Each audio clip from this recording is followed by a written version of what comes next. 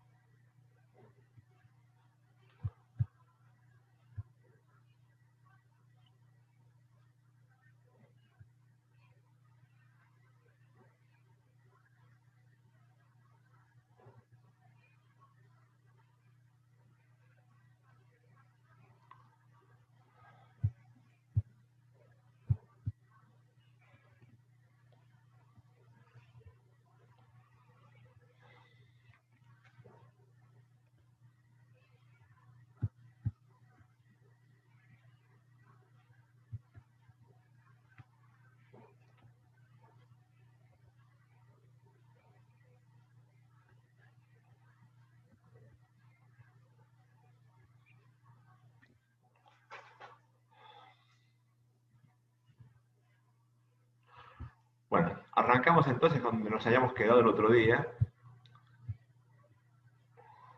¿Recibieron bien o sea, tuvieron acceso al Drive? Sí. Ok. Sí. Sí, profe. Entonces, estábamos viendo este grafiquito que es una curva relativamente típica de lo que uno puede encontrar cuando administra un medicamento.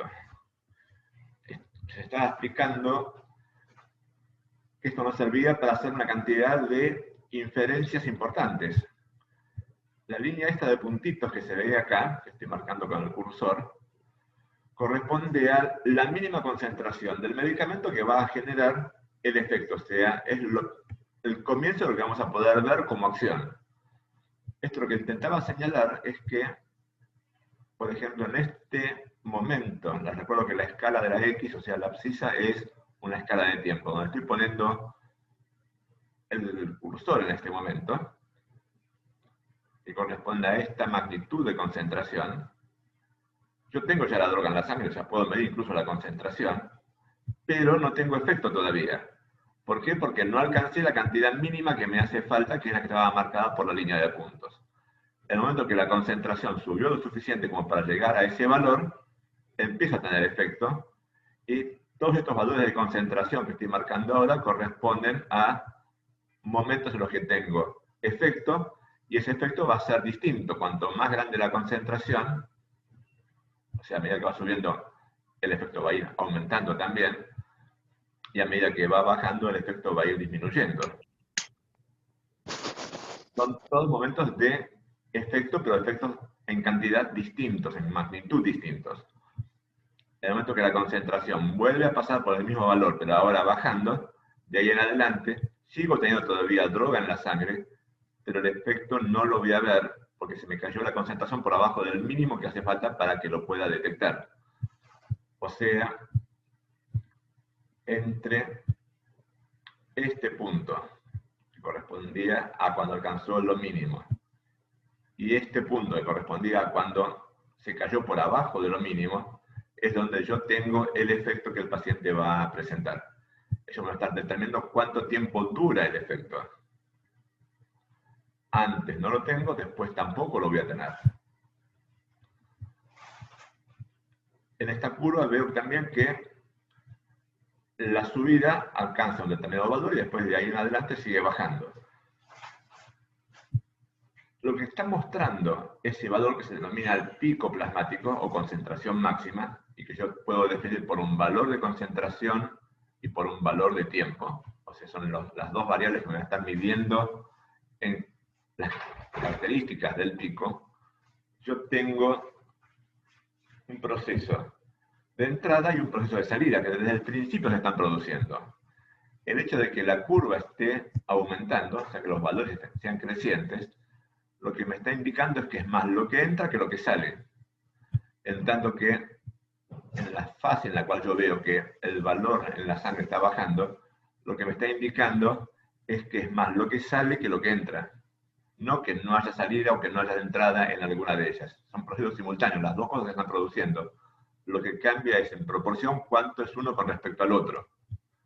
Obviamente el momento del pico es cuando las dos cosas se igualan. O sea, lo que entre y lo que sale es lo mismo. Y es un momento nada más.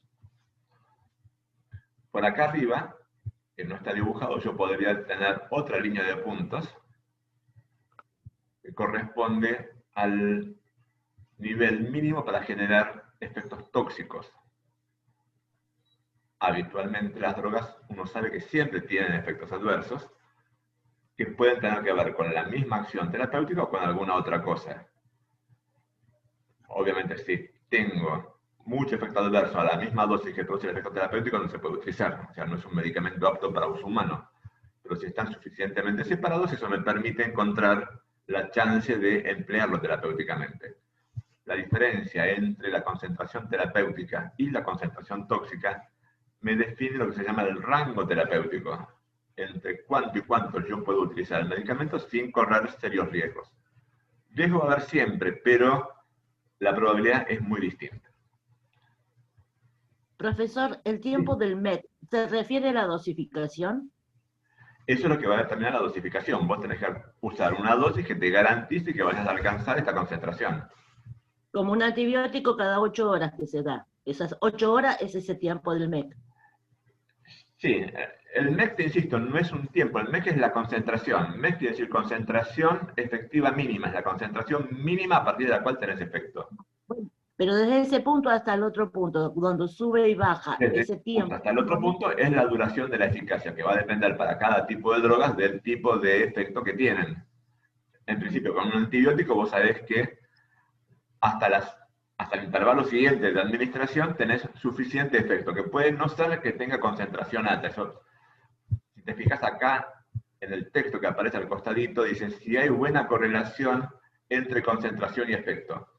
Eso para algunas drogas es muy buena, para otras drogas no tanto.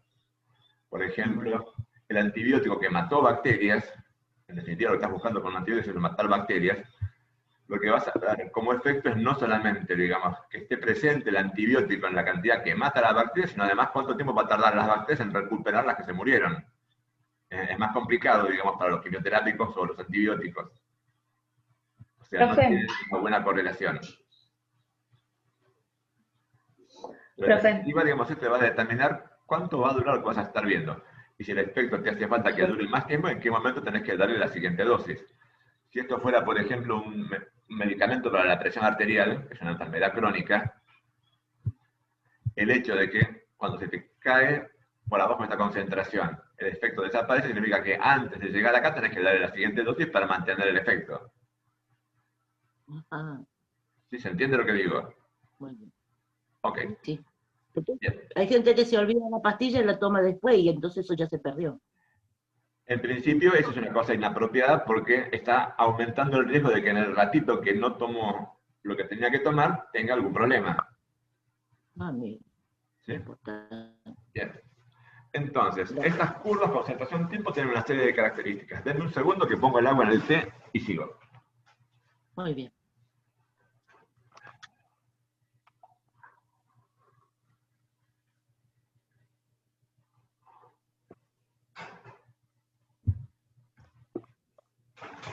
Listo. ¿Eso era lo que hablaba la otra clase que se llamaba latencia de absorción o algo así?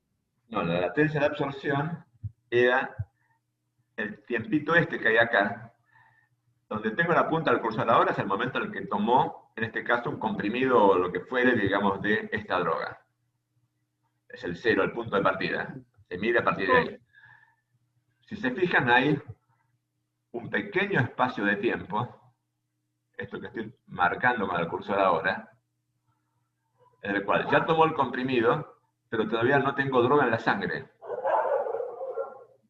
Eso es la latencia de absorción, el tiempo que se requiere para que la forma farmacéutica que yo haya utilizado, un comprimido o una cápsula o lo que fuere, puede haber montones de formas farmacéuticas diferentes, libera el medicamento en el sitio de administración como para que se pueda empezar a absorber. Y ahí actúa el MIT. Una vez que se absorbe, va a empezar, bueno, o sea, una vez que empieza a absorberse, va a empezar la concentración, y cuando alcanzó el valor de la MEC, de la concentración mínima, empieza el efecto. O sea, en este pedacito chiquito, en este rectángulo que está entre las dos líneas de puntos, yo al paciente ya le di el medicamento, tengo un tiempo en el cual no tengo medicamento en la sangre, pero lo tengo dentro del estómago, por ejemplo, o dentro del intestino. Hay un tiempo en el cual tengo el medicamento en la sangre, todavía no me alcanza como para tener el efecto, y recién cuando sale de ese rectángulo empieza a tener efecto porque la concentración es suficiente como para tener la acción que estoy buscando. ¿Se entiende? Muy bien. Sí. Sí, perfecto. Ok, bien. Entonces, ese tipo de gráfico se puede hacer de varias maneras, igual que habíamos visto, digamos, la vez pasada para la curva dosis-respuesta, que podía haber gráficos lineales o semilogarítmicos. No vamos a meternos en eso con ustedes, digamos, pero tengan la idea que puede haber distintas formas de graficar los mismos datos. Cuando se empezó a hacer este tipo de cosas hace varias décadas, no había mucha forma de hacerlo más que con papel y lápiz. Al día de hoy, todo esto se hace con computadoras, o sea, todo el mundo tiene una, cualquier laboratorio tiene una computadora, digamos, como para poder hacer los cálculos sin tener que hacer, digamos, el dibujo y poner una regla para tratar de hacer los cálculos. Les hago notar que acá habla de concentración de la droga, no me dice dónde.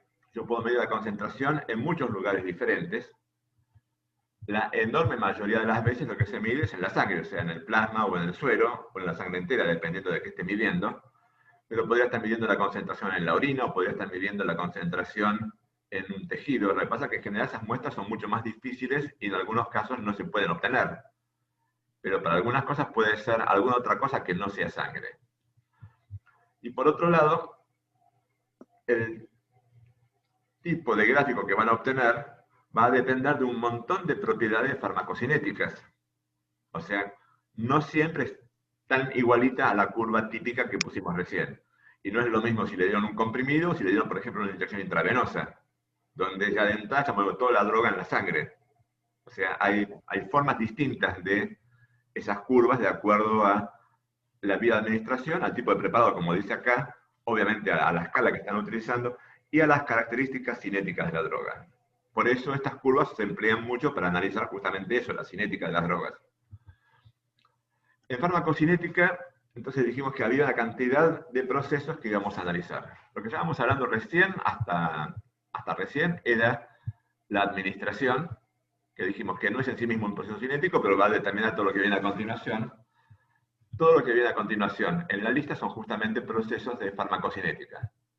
Absorción alude al proceso de pasaje de membranas por el cual la droga que hemos administrado pasa desde el sitio de administración hasta la sangre.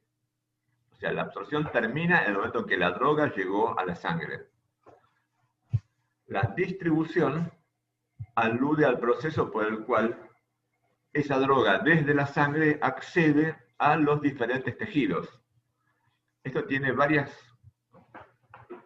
componentes. Por un lado, cómo llega a cada tejido, o sea, cómo va por la sangre a cada tejido, y eso va a depender, por ejemplo, de que hay algo... Osmótico. ¿Qué cosa? El proceso osmótico. El proceso osmótico para la mayoría de las drogas es poco relevante, pero obviamente es una de las variables, o sea, las drogas se mueven en general por gradiente de concentración. Eso es el gradiente de concentración se va a acompañar a veces, para algunas drogas, de gradientes osmóticos también, aunque lo más relevante suele ser la concentración. Pero lo que quiere señalar, o lo que les quiero recordar, es que no todos los tejidos tienen la misma cantidad de aporte sanguíneo. Creo que se acuerdan que el volumen minuto, que eran los 5 litros que estábamos hablando el otro día, no va por igual a cada uno de los órganos de nuestro cuerpo. Hay algunos que tienen una fracción más importante porque tienen mayor cantidad de necesidades o porque tienen mayor importancia para el funcionamiento del conjunto. Como el hígado. Por ejemplo, el hígado, por ejemplo, el corazón, por ejemplo, el sistema nervioso.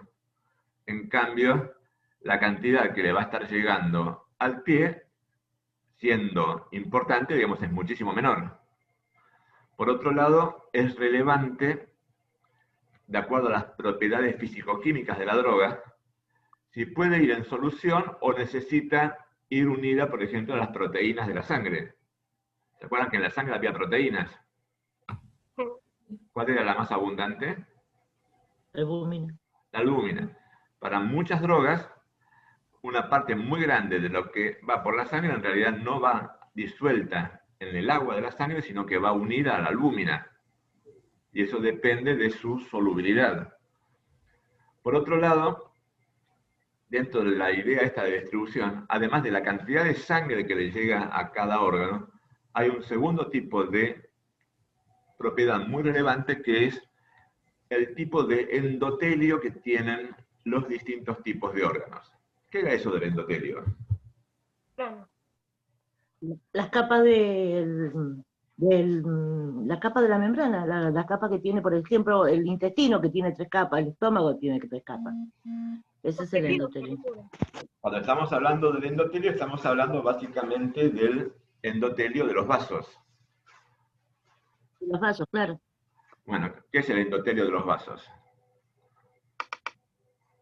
La capa interna de Exactamente, la capa interna de recubrimiento del vaso, que es una capa constituida por células, evidentemente.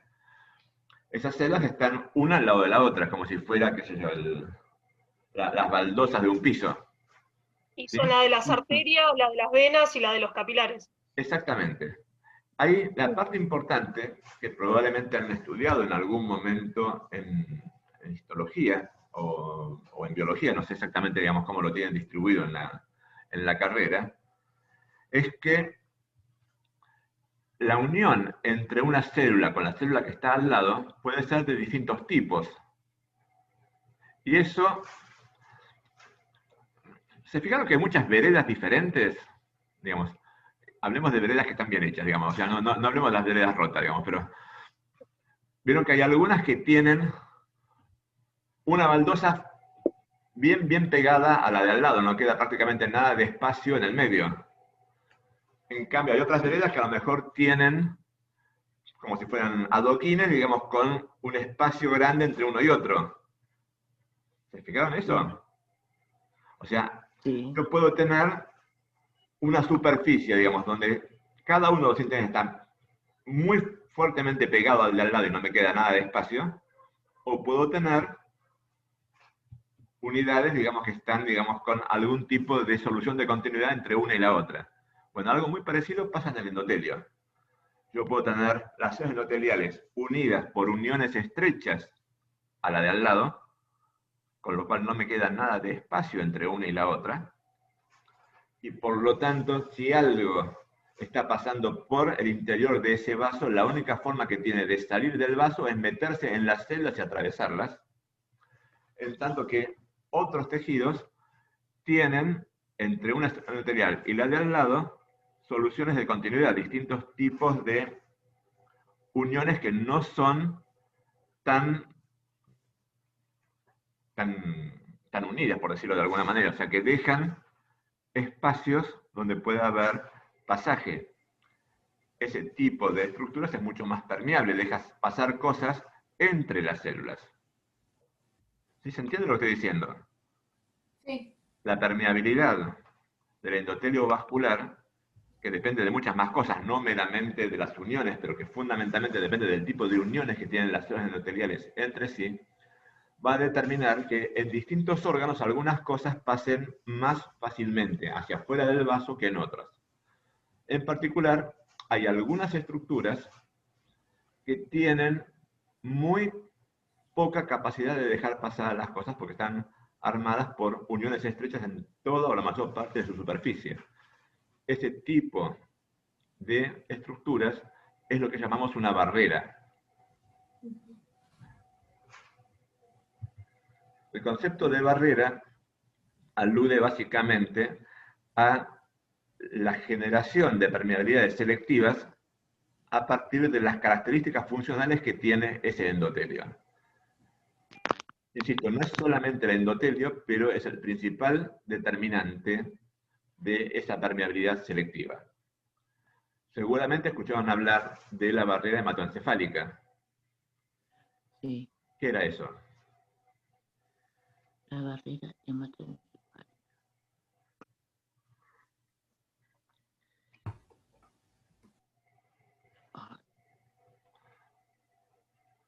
¿A qué le suena? Profesor, me dice Ivana Cepeda que no puede entrar. ¿Puede ser? Que tenga Como gente que poder no puede puede ser. entrar. Teóricamente yo acá no la estoy viendo, digamos, pero Ah, le respondo ¿Puede eso. ser de la sangre que va al cerebro? sí, dame un segundo. Hasta ahora, por lo menos, digamos, no está tratando de entrar, ¿no? Yo acá no la tengo, digamos, en los que están esperando para entrar. De hecho, no tengo ninguno esperando. Ah, bueno, ahora le digo eso. Tiene que entrar con el link que les mandaron en el correo, digamos, si no, no tienen... Bueno, volviendo entonces a lo que estábamos diciendo.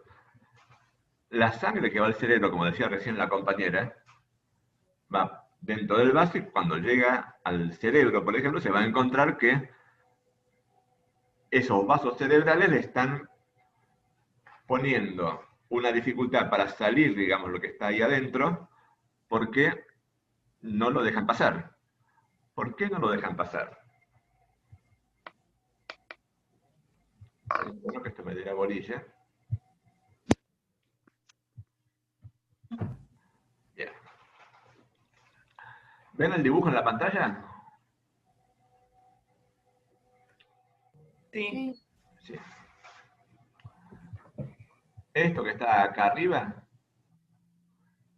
que estoy marcando con el cursor, intenta representar un corte, por ejemplo, de un capilar en el sistema nervioso. ¿Sí? Acá arriba a la izquierda ven un pedazo de cerebro. Sí. ¿Sí?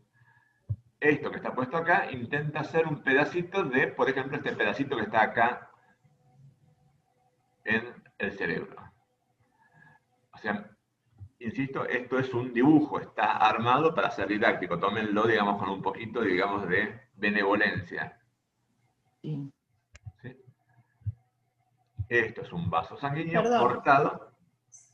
O sea, esto es la luz Sería del porque, vaso. ¿No escuché? sería porque pensándolo como baldosas, las tiene muy unidas, no tiene Exactamente. espacios. Exactamente. Es exactamente esa la idea.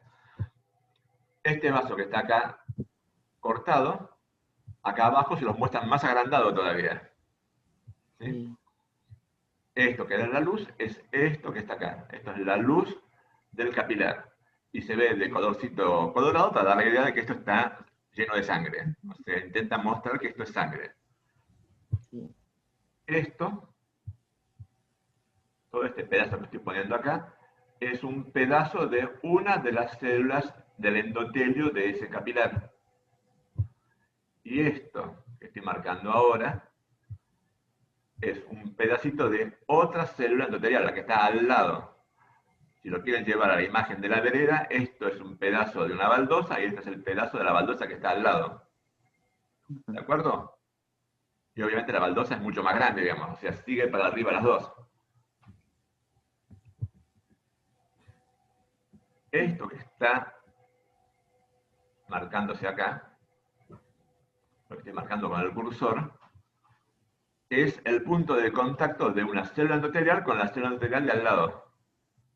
¿Esa viene a ser la Rayitas barrera? intentan mostrar justamente esa unión estrecha, como si fuera una cosa que está cerrada con una cremallera, no le queda lugar para pasar nada. ¿Sí? O sea, lo que viene por la sangre, si yo quiero que alimente a las células que están acá al lado, por ejemplo, en definitiva el vaso sanguíneo es para eso, para darle nutrientes y para llevarse los materiales de desechos del tejido. Eso que está dentro del vaso tiene que salir, y para salir el camino que tiene es únicamente atravesando, o sea, metiéndose dentro de la célula endotelial. ¿Se entiende esa idea? Para lo cual Entonces ya ahí no le serviría ir por una unión que no tenga esos escalones. el tema es que no tiene otra salida. Está cerrado el vaso, o sea, o sale por ahí o no sale, y por lo tanto si no sale no llega. Claro. Eso es una ventaja y un inconveniente. Para algunas cosas es un problema, o sea, hay cosas a las que les va a costar pasar, pero le da un derecho muy importante a la célula, que es determinar quién pasa y quién no pasa. O sea, permite regular quién es el que va a entrar al sistema nervioso. Es un mecanismo de protección tremendamente eficiente para que no llegue cualquier cosa al sistema nervioso, sino aquello que tenga permiso de pasaje. Le pide, de alguna manera, digamos, un pasaporte para entrar. En gran medida eso está determinado por las condiciones de solubilidad de las sustancias que están yendo por la sangre.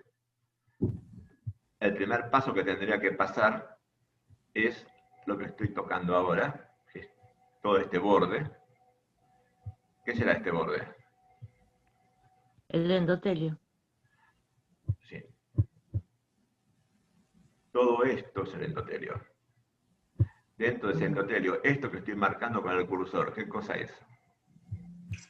Una membrana interna. En la membrana celular de la célula endotelial. La membrana que está en contacto con la luz del capilar.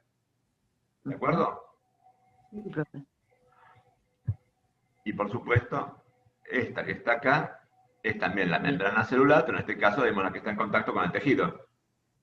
Sí. Claro. Y esto que está metido acá es un pedacito del citoplasma de esa célula endotelial. Y en esta que se ve un poquito más grande, este redondel que está puesto acá, que no nos hace falta para el dibujo, digamos, pero que está darles una idea morfológica de esto, es el núcleo de esta célula. ¿Sí? O sea, lo que usted nos está mostrando es el gráfico de una célula. En realidad, de dos. Esta es, De dos. esta es una y esta es otra. Una al lado de la otra. Y es un pedacito de la célula. ¿Sí? Y esto que está acá es otra célula distinta, y esto que está más acá abajo, que no se ve, un montón de otras células. O sea, está puesta la lupa encima de un pedacito de dos células, una al lado de la otra. Esta es una y esta es la Profe, otra. y esa, como usted dijo, esa parte de que está con puntos, como si fuera la cremallera, ¿esa es la barrera? La barrera es todo el endotelio, en realidad hay otras cosas más que no estamos mencionando acá. Y lo que hace que funcione como barrera es que esta célula está unida a esta otra célula por estas uniones, que es un tipo particular de unión celular, se llama uniones estrechas. Bueno, las uniones estrechas. Y las uniones estrechas, que te lo menciona acá al costadito la explicación, básicamente lo que te está diciendo es que esta célula y esta están muy fuertemente pegadas una con la otra, y en el medio no me quedó lugar. Con lo cual acá no se puede escapar nadie metiéndose entre ellas. Profe, ¿y qué es lo que determina el pasaje ese? ¿Qué, el fármaco determina para dónde va? ¿O qué es lo que, qué vía toma o qué membrana pasa? Algunas O- características del fármaco ¿O te es van a a dónde determinar va? si puede pasar o no. Y es justamente lo que está tratando de explicar el esquemita este. Si me das un segundito más, a lo mejor avanzamos. Les decía, todo esto es membrana celular. Todo esto es membrana celular. Todo esto es membrana celular. Si yo tengo acá una droga, un medicamento, que tiene que cruzar esto para actuar, una posibilidad que tiene es ser capaz por sí mismo simplemente de solubilizarse en esta membrana. ¿De qué está hecha esta membrana?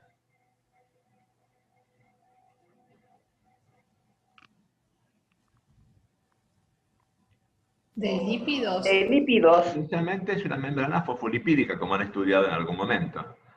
Con lo cual, si la sustancia que está pasando por acá es una sustancia que es muy liposoluble, ¿se acuerdan que otro día habíamos hablado de las propiedades de solubilidad de los medicamentos? si tienen muy alta capacidad de solubilizarse en lípidos, y eso describe diciendo que es muy liposoluble, la membrana que es lipídica, desde el punto de vista de la droga, es un lugar fácil para pasar. Se disuelve en la membrana y sigue difundiendo. Las sustancias que son muy liposolubles son capaces de cruzar desde la sangre al intersticio del cerebro simplemente por difusión, porque se venían diluyendo en la sangre, se disuelven en la membrana, se disuelven en el citoplasma, se vuelven a disolver en la membrana y pasaron de largo en función del gradiente de concentración. ¿Saben qué es un psicofármaco? ¿Escuchaban hablar de psicofármacos? Y son los medicamentos para el cerebro. Son medicamentos que actúan en el sistema nervioso central para enfermedades, digamos, que pueden ser o mentales o neurológicas. O sea, hay un montón de psicofármacos que se emplean en terapéutica para un montón de cosas y que obviamente no son de las cosas que vamos a ver en podología. Pero de nombre lo han escuchado nombrar seguramente. La mayoría de los psicofármacos son sustancias que son muy liposolubles y que pasan, por lo tanto, con mucha facilidad, simplemente pues son capaces de disolverse en esta membrana, y en la que viene a continuación, que también es membrana. Hay un montón de sustancias que hacen falta para el funcionamiento normal del cerebro, o del sistema nervioso, porque es más amplio que el cerebro esto, y que no son tan liposolubles. El cerebro está hecho de células, ¿me pueden creer eso? Sí, Bien. Por supuesto. Y las células casualmente fabrican proteínas, también me pueden creer eso seguramente. Sí. ¿Con qué se fabrican las proteínas? con moléculas. Digamos, ¿cuáles son los ladrillitos con los que fabrican las proteínas? Los aminoácidos. Los aminoácidos. El cerebro está continuamente fabricando proteínas porque fabrica, usa y recambia las proteínas a medida que las va utilizando. O sea, tiene que estar continuamente fabricando proteínas, para lo cual necesita tener continuamente aporte de aminoácidos. ¿Que vienen de dónde?